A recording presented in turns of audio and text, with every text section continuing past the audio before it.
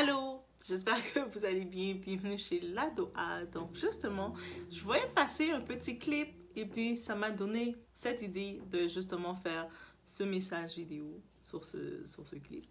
Donc c'est un petit clip, un sketch qui était fait pour juste nous mettre en garde contre qui on décide d'aider. Parce que certaines personnes, ils se présentent à vous en vous disant qu'ils ont besoin d'aide. Mais en vrai, ils n'ont pas besoin d'aide. En tant que tel, c'est leur façon de venir voler votre lumière, de venir s'accaparer de vous. Ils vont savoir que vous êtes vraiment une âme de guérisseuse. Vous êtes vraiment là pour vouloir aider quelqu'un. Et vous allez vous arrêter. Et là, ils vont essayer de grab you. Ils vont essayer de prendre possession de vous.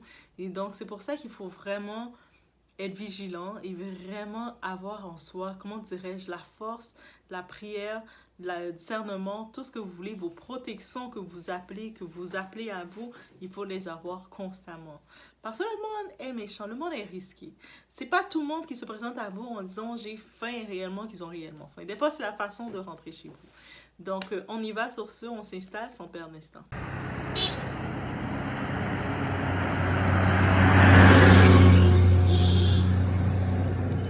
C'est bon, allez. Basically saying, you can't have me. He ended up getting incarcerated for it. Clip qui suit, comme je vais mettre dans l'écran, il n'y a pas de son de toute façon, mais on voit un monsieur qui est à la rue, qui est assis avec un petit bol, et puis comme si qui demande de l'argent. On peut laisser entendre, il dit help me, c'est n'importe qui, un itinérant qu'on peut voir. Et bien entendu, notre réaction quand on voit quelqu'un qui est à la rue, on se dit, mais cette personne a beaucoup moins que moi, on va se sentir mal, notre esprit humain de compassion, de sympathie, tout ce que vous voulez, on va vouloir donner notre change. Et à chaque fois que les gens, cette personne-là, en vrai, c'est un sorcier. Tu sais, c'est comme, des fois, tu utilises la peau le loup, il se déguise en brebis, en petit mouton pour pouvoir s'accaparer du troupeau, mais c'est exactement ça. Le démon, il prétend être juste un sans-abri, être rien du tout. Et là, chaque personne qui vient lui donner de l'argent, qui s'arrête, qui lui dit « Oh, tiens », comme, tu sais, par sympathie, parce que c'est humain, là. C'est comme humain, on voit quelqu'un qui est plus bas que nous ou qui est à la rue, on va se sentir mal, on va dire « Mais tu sais, je vais lui donner mon change, il en a plus besoin que moi. » Et lui, à chaque personne qui lui donne, qui se baisse pour lui donner, il prend la main de la personne comme ça dit merci, merci. En même temps, il prend la force de la personne, comme la chance de la personne du côté spirituel. Et puis la personne est comme toute, oh, mais il comprend pas le contact. Mais c'est ça qu'il s'amuse à faire. Donc, en vrai, c'est pas il vient mendier parce que c'est sa façon de faire. Et là, on va se dire, ok, mais tout est fait en tant que tel. On peut le prendre comme message. On peut interpréter tout ça comme un autre message. C'est pas tout le monde qui vient vers toi qui a réellement besoin d'aide. Combien de fois je l'ai vu, des situations que tu as voulu ouvrir ta porte, aider quelqu'un, prendre ton temps pour quelqu'un et finalement tu l'as regretté. Cette personne-là est rentrée dans ta vie parce qu'elle voulait rentrer dans ta vie mais elle ne savait pas comment. Et là, elle a compris que si elle vient en se mettant petit, en faisant pitié, mais tu vas l'accueillir et tu vas être vulnérable parce que tu vas te dire elle a besoin d'aide et dès qu'elle a accès à toi, elle va essayer de te faire ce qu'elle voulait faire. Aussi simple que ça. Et puis, j'ai plusieurs exemples en tête. Un exemple, je vais y aller directement, le premier. Donc, j'avais justement l'exemple, cette connaissance qui racontait cette histoire. Il est arrivé à une amie à elle qui était proche. Donc, c'est vraiment connaissance, l'amie d'une connaissance. Donc, son amie qui était vraiment proche elle vivait dans sa maison avec son mari, 3 enfants, vivaient dans leur maison tranquille. Et là, il y a eu dans sa famille une situation, elle a eu une cousine ou un parent qui devait rentrer au pays, et sa famille ont discuté qui pouvait l'héberger. Et ça tombait que c'était l'amie de cette connaissance. On va donner un nom, on va l'appeler Vivi. Donc, Vivi, ça tombait que dans sa famille, c'est elle qui avait plus d'espace pour recevoir quelqu'un. Et puis, elle se disait, OK, mais en même temps, ça peut être une aide un peu pour moi, d'avoir une autre femme qui peut m'aider, garder les enfants. Vraiment, la famille en plus, ils acceptaient ça sans rien. Là. Eux autres, ils voulaient juste trouver une place, ils s'en foutaient de ce qu'elle est. Bref, elle était comme, elle se rappelait aussi, elle connaissait cette cousine, cette famille, donc elle était, oh, ok, vas-y, elle l'accueille. Elle l'accueille chez elle, elle la met à l'aise, voici ta chambre. Donc, dans sa maison, elle était quand même assez spacieuse, il y a de l'espace. Elle avait une pièce qui était comme une chambre qui pouvait servir de chambre, que c'était pour elle sa beauty room, tu sais, sa chambre de beauté où elle met un petit peu de tout, mais c'est truc à elle, comme c'est son espace à elle. Mais là, quand elle savait qu'elle allait accueillir quelqu'un de sa famille, donc elle avait comme décalé sa beauty room, poussé les choses pour installer un lit, et puis elle avait quand même laissé quelques petits trucs. Donc il y avait quelques pièces de vêtements dans la garde-robe, des choses, mais elle avait quand même aménagé l'espace pour recevoir quelqu'un. Quand sa cousine vient, elle a fait faire le tour, elle lui dit, oh, t'inquiète, si jamais tu trouves que mes affaires dérangent, ben, tu vas pouvoir me le dire. Je vais pouvoir les enlever, les mettre au pire dans le garage ou je sais pas trop quoi, le mettre quelque part, le mettre dans une boîte, dans un coffre. Mais sinon, la cousine dit, ah, t'inquiète. Et puis, dans les affaires qu'il y avait, elle avait aussi sa robe de mariage. Parce que la robe de mariage, c'est sacré, tu ne le jettes pas, c'est ton souvenir. Elle avait plein de trucs comme ça. Sa robe de mariée, plein de robes, tu sais, des trucs que tu vas pas réellement mettre, mais tu vas pas t'en débarrasser. C'est émotionnel. Et là, elle s'installe, et c'est beau. Au début, Vivi prenait le temps de montrer à cette cousine tous les lieux, voici le quartier, voici comment ça fonctionne, le fonctionnement, prendre les trains, prendre l'auto, les bus. Tout, elle prend le temps de, comme, de la mettre à l'aise. Elle avait pris en plus, je pense, quelques jours de congé avec son travail juste pour pouvoir prendre le temps de lui mettre à l'aise parce que son mari n'était pas vraiment intéressé d'avoir quelqu'un d'autre, en vrai. Et il a juste fait, ok, mais c'est ta famille, c'est toi qui l'accueille. Il était vraiment sec comme ça, il n'était pas intéressé. Elle a un peu forcé son mari, comme sa famille la forçait, mais elle a un peu imposé à son mari d'avoir quelqu'un chez eux. Et là, cette cousine, elle vient s'installer. Au début, ça se passe plus ou moins. Elle était un peu timide, renfermée. Puis, au début, elle disait, ok, peut-être qu'elle a besoin de plus de temps de s'adapter. Elle vient d'arriver, elle connaît personne, on n'est pas plus à l'aise.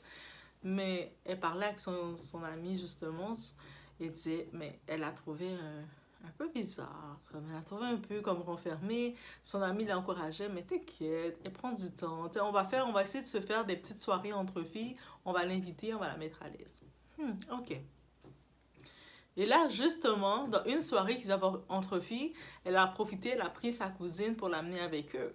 Sa cousine, elle vient, hein. Dans la soirée, il y avait le fiancé de une des filles qui les avait accompagnées. Des fois, dans les soirées entre filles, il y a toujours le copain de une des filles ou le mari qui se retrouve au milieu. Ok, mais les filles étaient à l'aise. Ok, c'est beau, c'est ton copain, c'est ta moitié, c'est correct. Et là, la cousine, Vermine, elle commençait à faire de l'œil. Elle commençait à parler, mais sans vraiment, le monde n'a pas capté vraiment, on dirait. Certaines ont capté, une partie des filles ont capté, d'autres n'ont pas capté. Dont sa cousine Vivi n'a pas capté au début. Mais c'est tombé que la cousine avait trouvé pendant ce moment-là, cet échange-là, le moyen d'échanger son numéro avec le fiancé de une de ses amies. Oh, ok. Et là, un moment, les choses se font comme ça, vous imaginez. Et elle voyait le gars. Rapidement, en fait court, elle voyait ce gars-là, ils se fréquentaient. Donc, et c'est pas comme des fréquentations. Le fiancé n'était pas plus intéressé par la cousine, par Vermine. Donc, il la voyait, c'est dans les stationnements, dans l'auto, dans une ruelle, dans un coin, dans un parc. Il faisait qu'est-ce qu'il faisait. C'était vraiment de façon, rien de romantique, rien du tout. Mais, de temps en temps, peut-être il lui donnait un petit peu d'argent. En échange, on va dire que c'était un peu un échange de services. C'est un peu du travail qu'elle faisait. Elle avait un petit peu d'argent de poche. Et là, derrière tout ça, son amie a finalement découvert que c'était elle. Elle est fâchée, elle va voir Vivi, il commence à parler, le monde parlait quand ils ont compris ça. Et là, Vivi est choquée. Et puis, devine quoi? Sa cousine est enceinte.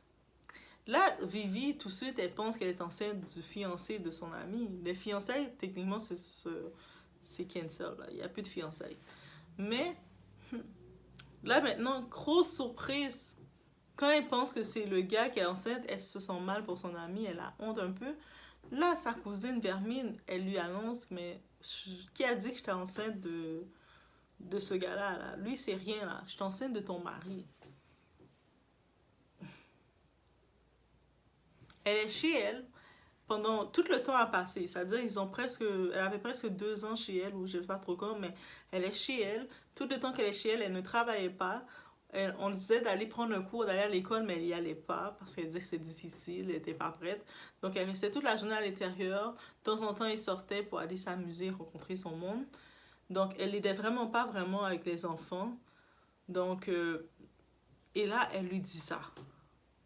Et puis, audacieusement, là, d'un son plein d'arrogance. C'est comme, non. Pardon? Comment mon mari? Le gars, là, mon mari qui est dans le foyer avec moi, là, que tu sais que c'est mon mari, que c'est lui qui t'a engrossé, là. C'est lui le père de ton bâtard. Et elle est là, audacieuse, parce que les gens, l'audace, tu l'as pas. Elle est comme, elle a dit, j'imagine, ils se sont confrontés, ils se sont chicanés.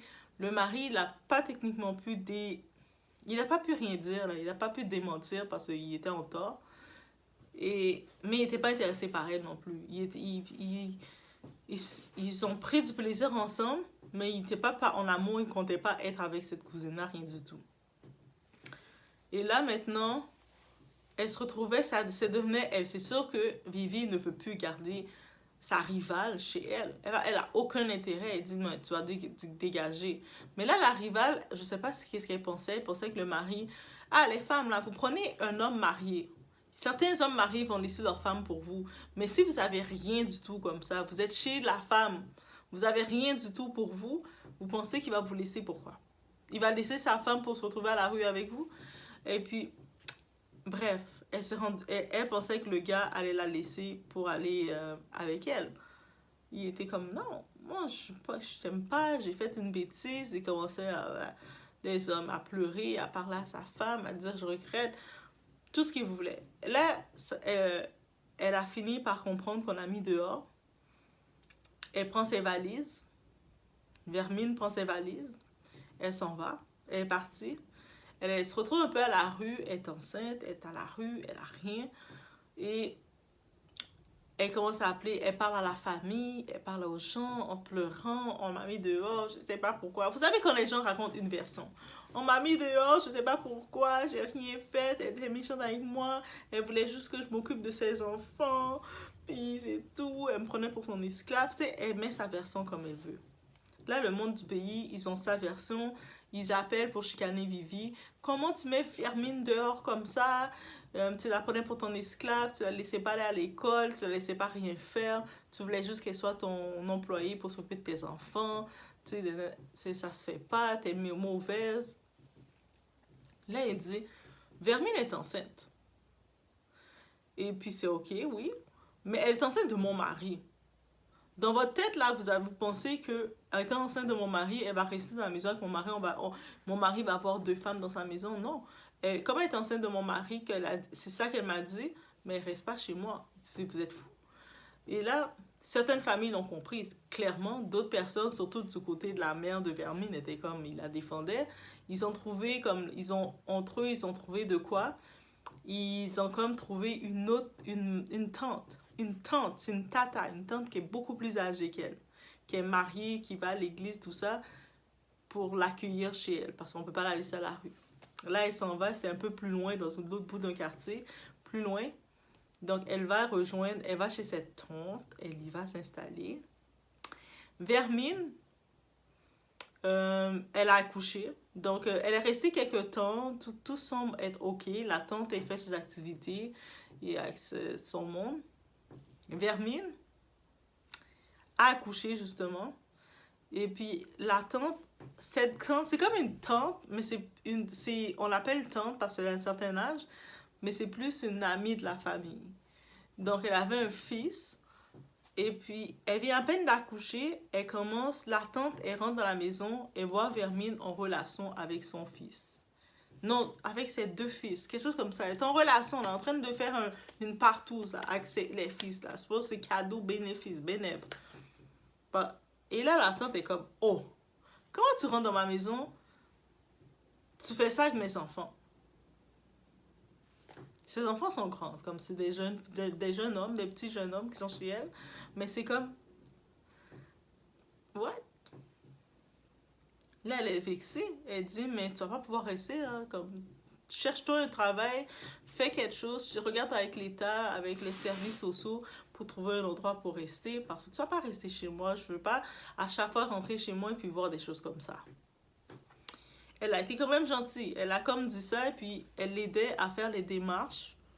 Parce que Vermine, rendue pour faire les démarches, elle a aucune capacité.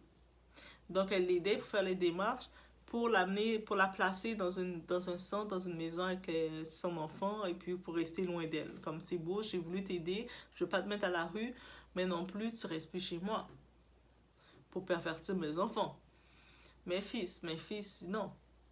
Donc, pendant qu'elle est en attente d'être placée, de trouver, qu'on l'amène dans un appartement, dans un endroit, elle est là dans la maison, elle passe la journée dans la maison. Là, elle a un bébé, elle peut plus travailler. On peut imaginer, elle a un bébé, elle peut plus travailler nécessairement. Déjà, elle n'avait pas de bébé, elle travaillait pas. Là, avec un bébé, oublie ça. Là, Vermine, qui qu'elle a décidé de voir, qui l'intéressait, c'est le mari de la tata. Un monsieur âgé, là, tout ça. Et la tata, elle les a vus ensemble, encore une fois. Elle avait vu ses fils avec elle, ça l'a traumatisée. Là, elle arrive et voit son mari, depuis une trentaine, quarantaine d'années, ils sont ensemble depuis tout le temps, avec la fille. Là, elle était, c'est sûr, c'est non, tu ne restes pas chez moi. Tu ne restes pas chez moi. Là, c'est comme elle a pris ses affaires, elle a dit désolé, bébé, pas bébé, je voulais rester tâton, mais là, non, non. Et dans l'église, ils étaient, Vermine a pris son petit sac, elle a pris son bébé, elle tenait son petit bébé comme ça, et puis elle joue à la victime avec sa petite voix. Elle pleure, j'ai rien fait, on m'accuse de tout, je peux rien faire. Tu sais, elle raconte sa version. Vous savez, la version, la personne qui pleure quand sa version, c'est pas nécessairement la personne qui a raison. Et elle est allée jusqu'à ce elle arrive dans l'église, l'église où ce que tout le monde est, l'église que Tata est aussi, avec le bébé, mais il faisait froid, mais elle a un petit bébé dans ses mains, elle n'a pas vraiment de manteau, elle a l'air toute inoffensive, toute en pleurant, on m'a mis dehors, elle pleure. Bien entendu, il y a quelqu'un dans l'église, dans l'assemblée, qui a senti une injustice pour elle, qu'on doit la protéger. Elle a un bébé en plus. La personne la connaissait pas plus que ça, mais ils l'ont pris. Ils ont essayé de parler avec la tata était ferme, puis elle rentre pas chez moi, malheureusement elle rentre pas chez moi. Et là, la personne de l'église l'a accueillie chez elle avec son bébé, parce qu'on peut pas la laisser, elle attend le temps d'être placée, au moins elle reste chez moi, parce que tu peux pas être à la rue là, pauvre elle. Elle va chez la personne, elle arrive, ils sont venus chercher ses valises, ses affaires, et puis elle va chez la personne. À peine arrivée, c'est comme si elle était possédée. Qu'est-ce qu'elle fait? Cette fois-ci, il y avait la fille de la personne. La personne avait une fille. Et puis, ils l'ont surpris, ils ont dit, en relation avec la fille. C'est comme, on entendait la personne, ils voyaient le bébé tout seul dans le salon. À un moment, ils arrivent comme un bébé dans le petit salon tout seul, en train de, comme de pleurer. C'est comme les bébés qui sont tout seuls, comme... Et puis, comme, ils sont tout le monde. Comment ça, ils ont laissé le bébé comme ça? Et les deux femmes étaient dans leur chambre, et puis ils étaient en train de s'amuser, d'explorer leur vie. Et là, il a fait, mais non, je sais pas, je comprends maintenant pourquoi le monde te garde pas chez toi, chez eux. T'es un démon. T'es un démon. Là, puis elle a dit, tu restes pas chez nous. Ça, c'est clair, je te ramène dans l'église. Et là, elle est comme, elle prend ses choses. Non, elle est là, et puis elle s'en va à l'église. Dès qu'elle arrive, elle voit du monde. Elle est dans le bureau, elle tient le bébé, puis elle pleure. Oh, le monde ne comprenne pas, le monde ne comprenne pas. Ok, là, elle reste dans l'église. L'église, de leur côté aussi, ils sont en train de suivre son dossier pour... C'est quand qu'on va lui trouver un endroit, mais c'est pas aussi facile. Pendant ce temps-là, eux autres sont comme, qu'est-ce qu'on fait? Ils essaient de faire des annonces si quelqu'un a de la place pour l'accueillir avec le bébé. Et là, encore une fois, elle a eu une autre personne qui l'a accueillie dans l'église. Une autre personne qui a voulu se dire être un bon chrétien, se dire, je vais l'accueillir. Tu sais, c'est comme, elle a peut-être des problèmes. De toute façon, la personne, je pense qu'elle avait entendu parler de ce qu'elle faisait.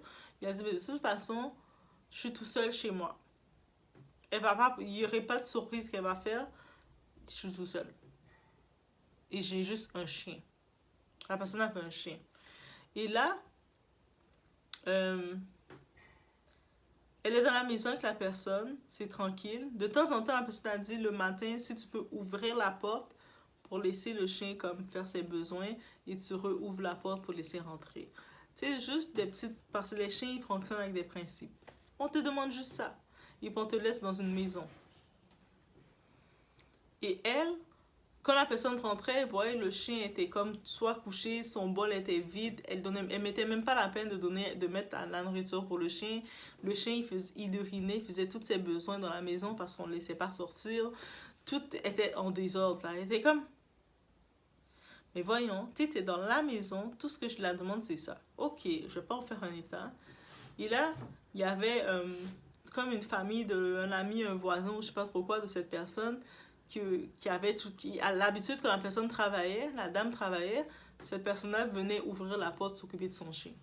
Là, elle a dit, regarde, même si j'ai cette fille-là chez nous, mais ça marche pas, elle, de toute façon, elle va pas rester, elle attend juste qu'on lui trouve une maison, qu'on la place, mais tu sais, elle, avec elle, ça a l'air compliqué, je veux pas trop la demander des choses, mais est-ce que, tu sais, comme continuer de venir et de faire ça?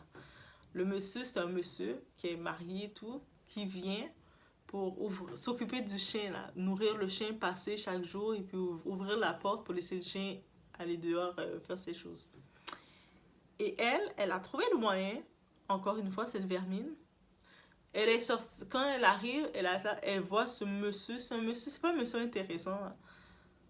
Elle a trouvé le moyen d'être en relation avec ce monsieur-là, de s'accoupler avec lui, d'être en relation avec lui. Guys, j'étais comme...